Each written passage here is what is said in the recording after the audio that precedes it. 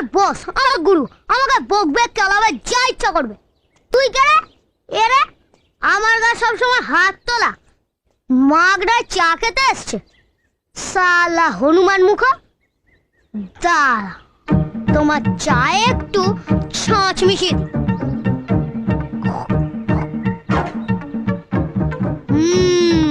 Candy pop, candy jab. বেশি করে চিনি দিয়ে নিয়েছিস তো? আরে হ্যাঁ রে বাবা, এর থেকে যদি বেশি দেয় না তোর রক্তে বিপ্লব হতে পারে।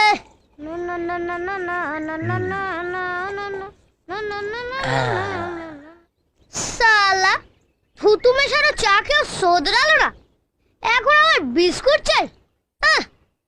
এ তো সালা এড়ে নয় দেখছি, গেড়ে রে।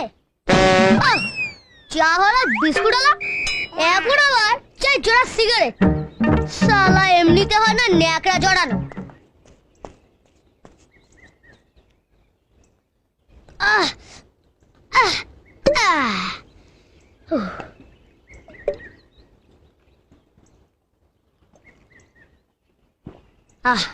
এই রে অনেকটা কমে গেল তো।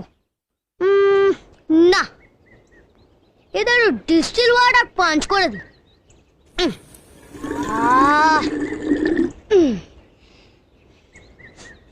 নতুন কোল্ড ড্রিঙ্কস ঝাঁজ আছে? तलाश में हम এই নিন স্যার। কি ব্যাপার বল দেখিনি, তুই আজকে হঠাৎ আমাকে তালাচ্ছিস? কারণ আপনি আমাদের গেস্ট, তারপরে বয়সও অনেক বড়, সেই জন্যই।